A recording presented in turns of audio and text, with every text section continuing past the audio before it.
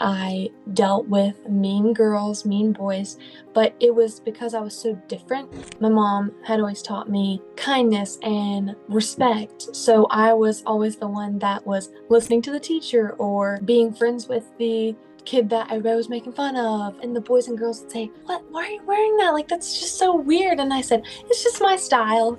People would just treat me less than, was a pushover, and was kind. In adulthood, from high school, college on, we have space to heal. We have space to go to counseling. We have space to deal with our stuff. And if we don't, then we are just the same mean person. Became a cheerleader, and I loved it. In the middle of the year, I got a concussion. Completely was knocked out. I went into the ambulance, into the hospital. Even after the whole thing, the girls would purposely drop me if I did something wrong. Decided that I wanted to think about going to another school.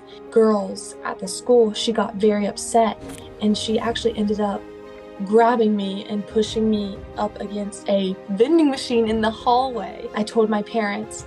She didn't get expelled. She didn't get suspended. To me, I was like, if a girl can physically hurt somebody and not get in trouble, I don't want to be here anymore. Welcome to the Broken to Build podcast, a refuge for authenticity. Each episode, you'll be reminded that our scars are the foundation of our strengths.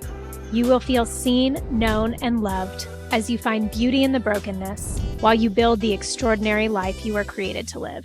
Hey there, welcome back to the Broken to Build podcast. And today I have Ev Edwards with me, and I'm so excited because we are going to talk about mean people, mean girls, mean boys, mean people, unhealed people, actually, is what we're talking about here.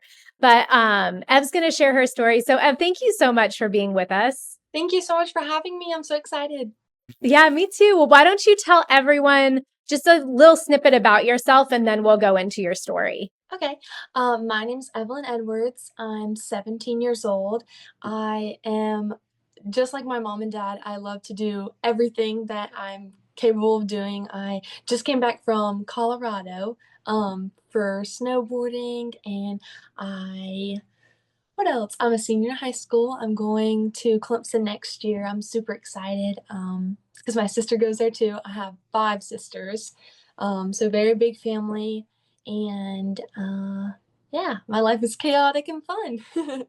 Awesome. Thank you. And I'm so excited to have a teenager. I have a son that is almost 17.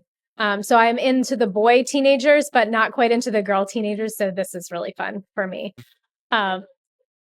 Yes. Yeah, I'm sure it has to be. My daughter's 11, so she's not quite, she's preteen, but we're getting there.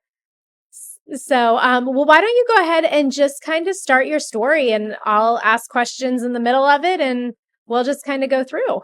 Okay, so I think my true story starts when I was 6 years old, it was in between 6 and 7, and I became a believer. I loved watching my mom just shine her light. She's such a light to everyone, and just her personality, her love for Jesus, you can just see it through anything that she does. And so she was my inspiration to become a believer at such a young age. And I would see her read her Bible, and I just thought to myself, I really want that. So I did. I trusted in Jesus, and I was homeschooled from after kindergarten, first, second, third grade. And then we decided that I was ready to go to real school. So I went to this small private school, and of course, I dealt with mean girls, mean boys, but it was because I was so different. I was set apart. My mom had always taught me verses and kindness and respect. So I was always the one that was listening to the teacher or being friends with the kid that everybody was making fun of. So I think that that started me off as just very set apart from the kids that. I was going to say, even homeschool, I homeschooled my kids for a few years. My daughter, when hers were the younger ages, but you mature faster. Mm-hmm. So even that sets you apart in just that one aspect. Mm-hmm. Because you're at home with your mom learning everything that you need to. Yeah. Did you feel more mature than your classmates? I think that I just felt more secure in myself, Mm. maybe because I did a lot of different things. So, for example, I feel like this is a huge part of my um, first time going to school. I would wear these glasses. They were pink, yellow, and blue, and I'd like just rotate them, and they were like this. Well, like that, but they were glasses without lenses. So literally, just there's no point, just for fashion, and I think I wore them because I knew I was very different, and I just loved the style of the glasses without lenses, and the boys and girls would say, "What? Why are you wearing that? Like that's just so weird." And I said, "It's just my style." And I think that maybe not more mature, because I think, of course, at an elementary school age, everybody's immature, but I think just being more secure, like, oh, I'm just gonna do what I love, you know? Yeah. Yeah. That makes sense. Okay. So, sorry, I interrupted you, but I just have noticed that with my daughter too. Like maybe her identity is a little bit more solid. Yeah, So, and when you have that foundation of your mom teaching you versus you are in a family in a home where it's like just love and learning, I think that that gives you more maturity and confidence in your identity with Christ. yeah. Yeah. So you went to school. Did you feel like you adjusted pretty well from homeschool to real school, traditional school? I was really excited because I didn't know what was coming, and it was my first experience with like a real school like that. So I think I adjusted pretty quick. I made friends, but it was definitely not, it was just kind of like this small group of people. It was a very small grade, like 10 or 11 girls, something crazy like that. And so it was just like if you went, you kind of just got put into the mix of it all. Yeah. There's not a lot of chance to like make other, like you have to get along with the people that you're in with because that's who it is. Yes, because it's this big. Yeah. Yeah. Yeah. And then so going on from there, I wore my glasses without lenses, and I was kind to everybody. And I remember being a very big pushover because of just kindness. I think that a lot of people can understand just you can be kind without having to be a pushover, but I was kind and a pushover. So I think that that was also something that I had to learn how to go through, I guess, when going to school, because people would just treat me less than because I was a pushover and was kind. And You would, you would let that. Yeah. You would let them. yeah, and it's just silly stuff like um cutting in front of me in line for something, like for the lunch line or something silly like Yeah. um these little elementary schools, and people would say things like, oh, she doesn't say shut up, because in elementary school that was like a really bad word. And Totally. they were like, oh, just say it. And I was always like, no, that's so weird. So I think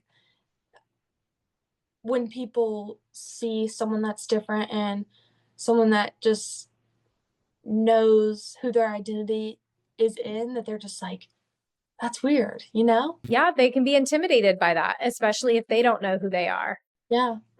So I totally get that. You know, even in adulthood, you can, my husband and I have conversations like that all the time. Like there's a way to be kind and loving, but still having boundaries and still saying no, or still saying that's not acceptable. And sometimes, a lot of times, boundaries are kindness and they are loving. Like it's like, no, I love myself and I love you. And we have these boundaries so that we can have a relationship because I'm not going to be walked over. I'm not going to be taken advantage of. But when you're growing up, you don't have language around that. Mm-hmm. Definitely. And I think I got the people pleaser aspect from my dad because he has also struggled with people pleasing, and then it got passed down to me. So I think that was a big part of it too. Yeah.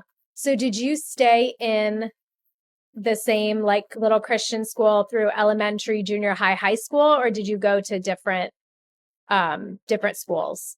So I was homeschooled, and then fourth, fifth, and sixth, I went to the private school.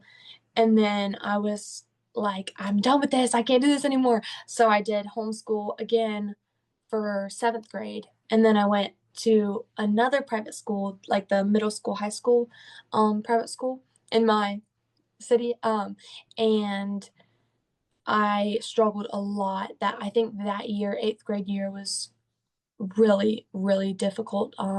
Because it was just going back to those same people that were mean in elementary school, you know? So it was just like, but they're just older. Kind of like how you said, um, like mean people that don't grow out of it just become mean adults too. Yeah. Yeah, they don't get, I mean, and when you're little, there's not a ton of space between like fourth and eighth grade, but in adulthood from high school, college on, we have space to heal. We have space to go to counseling. We have space to deal with our stuff. And if we don't, then we are just the same mean person. And so you're 17 and you've encountered that. I'm 40 and I've encountered that. And I've encountered mean girls that are grandparents that are 60, 65. Like, I'm like, oh my gosh, like it's crazy to me that like it, and so that's why I'm glad we're having this conversation, because really at any age you can encounter mean people. Yeah. So you get back into this eighth grade with all the same kind of mean kids. Did you stay there through high school, like through ninth, 10th, 11th? So I actually only stayed for eighth grade.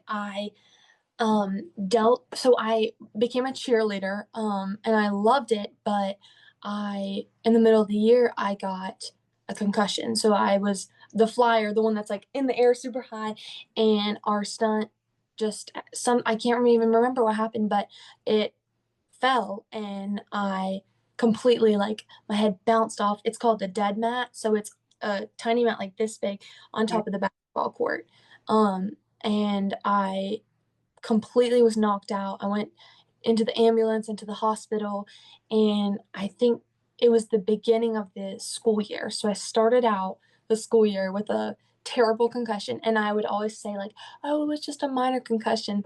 And looking back, I was totally like pushing it to the side. It was a major concussion, and it caused me to honestly just have issues like with cheerleading and um memory of that whole day. I had memory loss of that day. Um, and I think it just affected me going back into this, and then already having something that's like, you know? Yeah.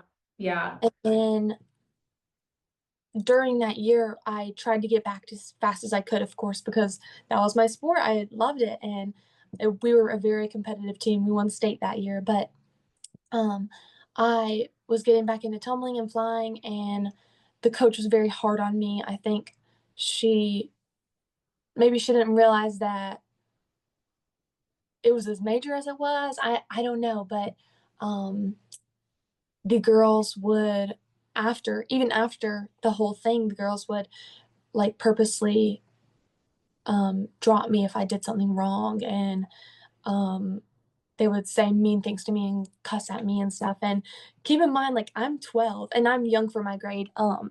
So I'm 17, but I'm graduating. So I'll be 17 in college for like 2 months because my birthday's in September. But so I was like, so some of those things they were saying I didn't even know because I was just a little girl. I was this tall, and I just remember being like so maybe even afraid, just like, I don't know what to do, and I would just cry, and I have never, ever, ever, ever had anxiety, but I did have anxiety during that time. Um, Did you let your parents in on what you were dealing with? Yes, I think I would come home and just cry to them and say, the girls are doing this and the coach is doing that, and I don't know what to do. And I think my parents were upset, but they wanted me to push through because they knew that I loved it. I loved the sport. It was just hard things that came along with it. Yeah. And I'm sure they wanted you because in life, you're going to deal with mean people that say mean things, that do mean things, that will purposely drop you in not maybe a physical sense, but in an emotional sense that will purposely try to make your life hell. And so with that, I'm sure there was an aspect of like, we want to equip you to like, don't run from something you love, but we also want to help equip you to deal with this when it happens. Do you think were they very much advocates of like we're with you and like helping you learn how to cope with it? Yes, I think that my parents are very, um, like, we're with you through anything, like, we'll be by your side. And I really loved that. And I also had my sister Carlisle. She's older than me and she was also on the team. And I think she saw everything. So she was able to advocate for me too. Yeah, that's huge. So after that, that was kind of like my first straw, like you have like things that you're like, okay, I'm not gonna come here anymore if more things like this happen. And another thing actually did happen. I decided that I wanted to think about going to another school. And when I told one of the girls at the school, she got very upset and she actually ended up grabbing me and pushing me up against a vending machine in the hallway. And I told my parents, like actually she grabbed my neck and I told my parents and they were so upset. And they told me to go to the office and I had to tell them and I didn't want to because I didn't want to cause any more things that I was already having the drama with the cheer and all that. And so she didn't she didn't get expelled, she didn't get suspended. And that was to me, I was like, if a girl can physically hurt somebody and not get in trouble, I don't want to be here anymore. And Yeah. so I that was when I think I decided I'm not coming here next year. Yeah, you didn't feel safe or protected. It was crazy. And the fact that that still happens at private Christian schools just shocked me. Yeah. Yeah. Well, and that's, I have a manuscript on church hurt and it will be a book. I don't know how it's coming out yet, but it's the same idea of like we don't expect to be hurt at church, at a Christian organization. We think, you love Jesus and I love Jesus and we're all here and we're all moving in the same direction, but that doesn't mean we have emotionally healthy people that like we're all very broken, but we have very hurt people. And so it's really sad. My question for you about all of this is, bullying is such a hot topic, um, especially in junior high and high school. And it wasn't when I was in junior high and high school, I got bullied, but it wasn't as much of a hot topic. It was, well, it just kind of like you deal with it and it's kind of what shapes you and you like it sucks, everyone experiences, and then you move on. And now it's such a hot topic because why do you think that is? And what would you tell people that are in the midst of getting bullied if they're, you know, teenagers or even older? Yeah, I think it's such a hot topic right now because of social media. I think, like, even at my school recently, there's people that are um, just taking pictures of people and making fun of them and because they're different. And I would say for anybody that is going through that, um, me personally, I God has given me the gift of knowing my identity and knowing that I think a lot of teenagers think that everybody is looking at you like, it's hard to explain, but I think teenagers think that everybody is focused on everybody else, but they're actually just worried about themselves. And I think God has given me the gift of, this sounds so cliche, but not caring about what people think. And because haters are going to hate, like you said, hurting people hurt people. And I think that just getting over the fact that everybody has something going on, everybody, no, nobody knows what anybody's going through. So someone could be the happiest they've ever been, and nobody would know that. Or somebody could be really happy on the outside, but in the inside, they're really struggling. And I think someone, I would say for someone that's going through bullying, just stay true to yourself. You will come out of this. And honestly, I'm still going through this. I'm still in the trenches, just getting through high school. I think my sister has told me that when you go to college, it's like a fresh start and your life begins. And I'm saying all this to say that I'm not done with it yet. I'm still going through it.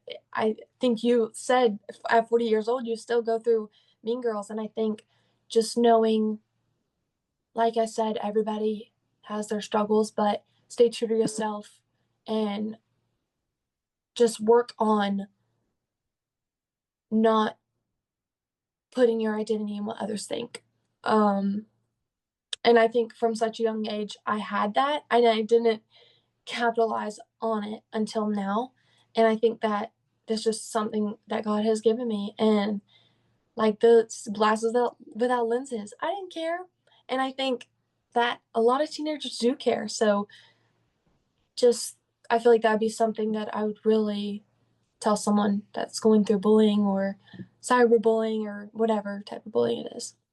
I know, I remember there was one girl specifically, and I went to a small Christian school and there was one girl that would bully me. And not years later, like in the midst of the year, I mean, she would physically like, one day she like kicked my feet out from under me, and like she was always nasty. And then one day she wrote me this letter, and it was an apology letter. And I think we were in seventh grade. And she was like, "Hey, um, I'm really sorry for the way that I've treated you. I see the relationship that you have with your mom, and my mom and I's relationship is not good. And my mom yells at me, and it turns out she was on the receiving end of what she was doing to me in her home life, and her mom and by her mom. And so she kind of explained in the letter that she kind of took it out on me because she was jealous of the relationship that I had with my mom, and my mom didn't yell at me and scream at me. And so do you have any specific examples of someone that was maybe not super nice to you, that you're like, that God allowed you to see behind the scenes of like why they maybe weren't kind? Yeah, I've actually had a lot of experiences with that. I have a very close family. I'm so blessed to have the parents that I have, and just the life that I have, been given so many opportunities to do things like this for the Lord and traveling and all that. And I think, um, like I said, I still struggle to this day because people that are unhappy, like hurting people hurt people. Unhappy people, when they see someone that's really happy and has a beautiful family and all that, I think it's hard for them. And that's just human. That's just how we are as humans. That's how girls are, especially like when you see a very pretty girl with um, a great family or that's achieving great things, it's hard not to be jealous of them or snarky towards them or anything like that. I recently actually I had a situation where, um, not to get too into detail, but I wore the wrong thing to an event, and it was like you're supposed to only wear two colors, and I didn't know that, and so I went out of the You didn't get the memo. range and I wore something like bright. I love bright colors if you can't tell. I can tell you're pink. You're like Elle Woods to me right now. Like you're like pink and fluffy and nice and like sweet and yeah. Yes, I'm very bright colored things. um and so I wore something bright and the girl was extremely upset and to me it was like, "Oh, I'll just go change. Like it's no big deal." And it was a huge deal and um a lot of I think jealousy and well, of course, like meanness came out of that person. And I think a lot of jealousy and hurt um, because that person has family things going on. And I think maybe she sees my close family and maybe she doesn't have that. And that would be difficult. I think for me, if I didn't have that, it would be difficult for me to see that person. And so there I think definitely there was a lot of jealousy that was covered up and then it was like, you know, um, just for wearing the wrong thing, you know? So it's just crazy how little things like that can show someone's jealousy. And it doesn't even have to be jealousy in like a bad way, but just jealousy of you look happy and I'm not, you know?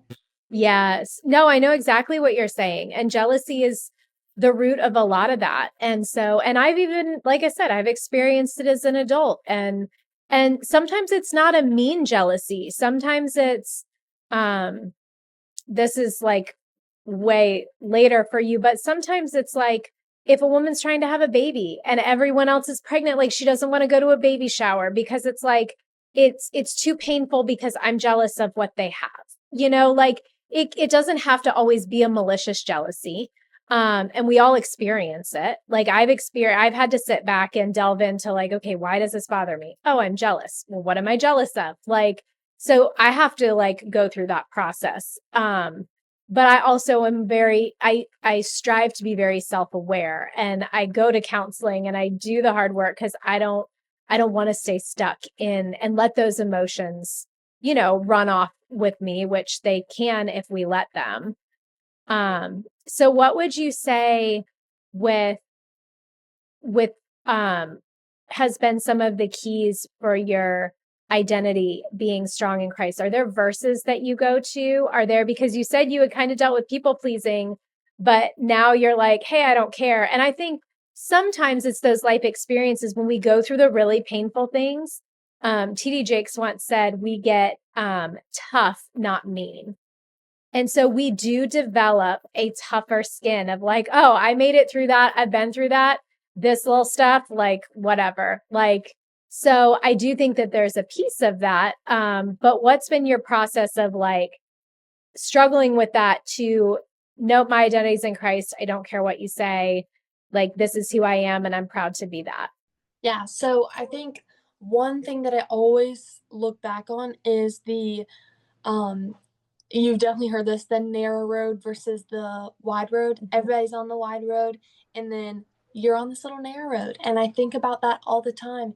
Um, and just thinking about the people that are partying, drinking, doing not good things with their boyfriend, that's the wide road. That's leading to destruction. And I think God has set the narrow path and it's hard and it's lonely and but it's leading to him. And I think about Psalms 3 through 4. But you, O Lord, are a shield around me, my glory, the one who lifts my head high. I call out to the Lord and he answers me from his holy mountain. And I think that narrow road is the shield around me, you know? So I think just knowing that God is my friend. I don't need tons of friends and I've been so blessed with four amazing sisters, three younger, one older. So I think God I've had struggles with friendships, but God has given Yeah. me four built-in friendships. Yeah. And family and my mom is my best friend too, and my dad's my best friend. Um and so that verse definitely Psalms 3 through 4, I love it. and the identity thing, the Yeah. finding my identity in Christ. I still, of course, struggle with it. It's hard. Being a teenage girl, it's so hard because there's all these people doing the wrong thing on the wide path, and then I'm on the narrow path. And like I said, it's lonely. And I think putting aside what you want and what God wants. I was having a really hard time when I was thinking about my future and what college I wanted to go to. And I actually wanted to go to a Florida school, and it was my dream for a very long time. And God told me, go to Clemson. And so I had to make the hard decision to go with what God told me to do. And I think it's all going to work out because you have to set aside your wants and God's wants, God's will. I always, in all my prayers, I've always said, if it is your will, not it's what I want, please give it to me.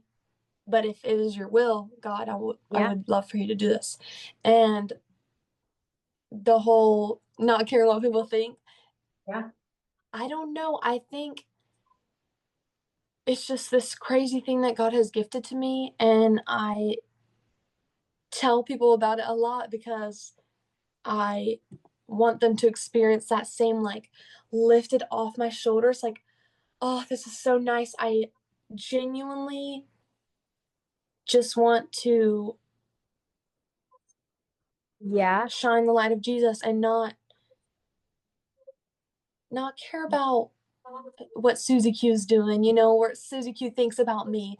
I just care what God thinks about me, and God is the ultimate judge. So Yeah. I don't care if I Susie Q's love judging that. And me. the I care if freedom that God's judging comes me, and I with, want to please like, you him were and you were describing, like, the freedom of, like, shine his I light. don't care. Yeah.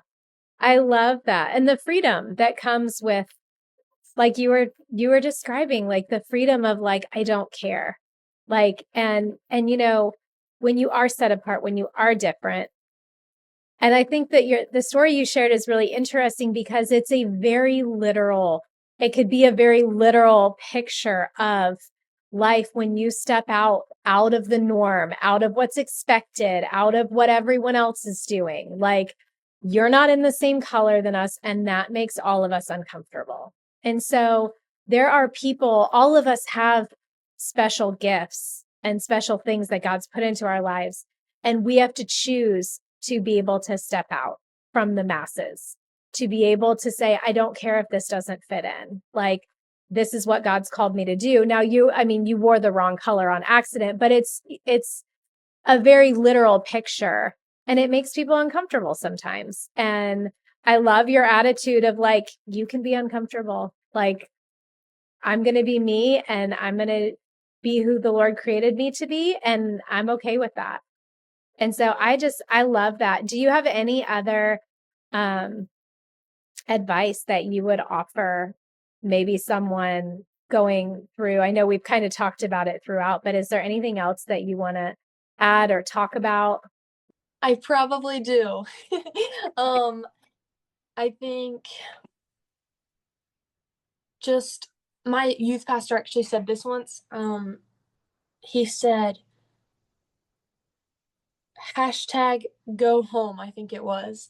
And I have tried to pour into my family because that means hashtag go home means go home and pour into your family, pour Jesus into your family. And I think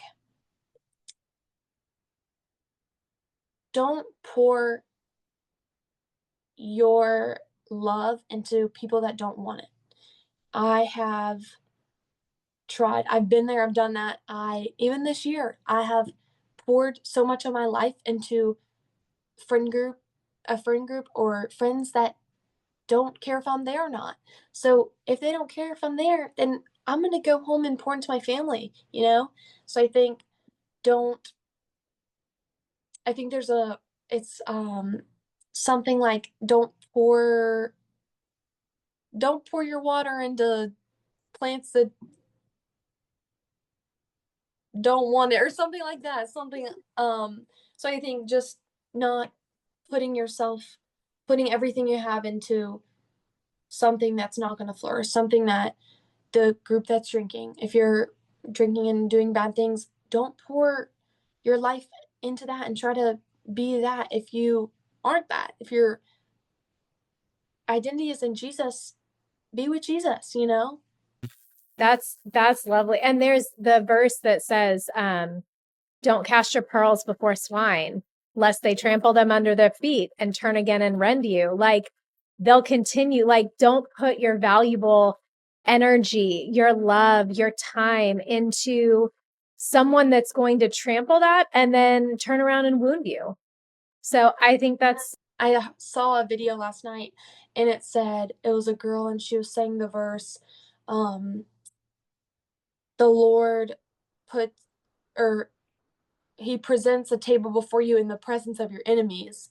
I can't remember which verse it is, but he anoints your head with oil, your cup overflows. And I think the reference of the put your table in the presence of your enemies, like, you're going to flourish where you're at and your enemies are going to be watching you, you know? So I just really think about all the times that God has given me this opportunity and I'm in the midst of my enemies, and you have to go through it. You have to flourish where you're planted. I love that. And that's been a verse that stood out to me because I've been kind of, for my personality, I'm like, I don't need to do it in front of my enemies. Like, God, if you, whatever you want to do, like, I'm fine over here. And it's almost like a reward. Like, God's like, no. Like, you're not only am I going to raise you up and I'm going to anoint your head with oil, but I'm going to do it in front of the people that tried to keep you down, because he is a just God. He is a fair God. And so I love that scripture. Also totally off subject, but are you open to arranged marriages? Because I'd really like to introduce you to my son. You are so funny. We could talk about that off air. He's really cute. So thank you so much for being here, Ev. This has been, you are a breath of fresh air. Tell me what you're doing now. Like, what are you up to? I know you're excited about Clemson. You're going there. What else are you doing that you love? Yes. So I am patiently waiting for the school year to be over. I'm so ready to graduate. I am traveling all summer. I'm going to Italy, and I might be working at this Christian camp. It's called Kanakuk, and I went to it for 2 years. Oh yeah, I've heard of it. Yeah. So I might be working there for 2 weeks this summer, and honestly, just growing my social media. I am almost to 100,000 followers on TikTok, which is huge. What? That's awesome. Yeah, so it's so fun. I love having that platform, just like having fun with it. And what's your channel primarily about? Like, what do you post? I do a lot of like fashion, makeup, bright colors.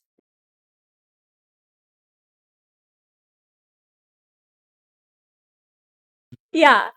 Your nails are even pink. My nails? Yeah. Your nails are pink. That's another thing I love to do, like long nails, long hair, everything like that. But I love makeup, hair, fashion, and then me and my dad like to do funny videos. So it's really, me and my dad are really close, and it's really fun. So definitely. Where can people find you on that? What's your handle? It's There's Only One Ev. Okay. Yes, it's all like one thing. That's like all my social medias: TikTok, Instagram, and YouTube. And I would love to start making YouTube videos. It's just a lot of work for the YouTube. It is. It's a ton of work. That's awesome. And then, so what are you going to do to celebrate when you get 100,000 on TikTok? Me and my parents talked about doing this little cake and putting like 100K or something on it, fun, and going to dinner. Because I mean, of course, my parents are super busy with 5 kids. So I think just having some time together and going to dinner would be great. That's awesome. That's awesome. Oh, I love it. Well, thank you so much for being here, for sharing your story. Like I said, you're such a light. You're such a breath of fresh air. And God just has good things. I'm excited to just watch you as he uses you. Yes, ma'am. Thank you so much. So thank you guys so much for joining us on the Broken to Build podcast today. And make sure you tune in next week.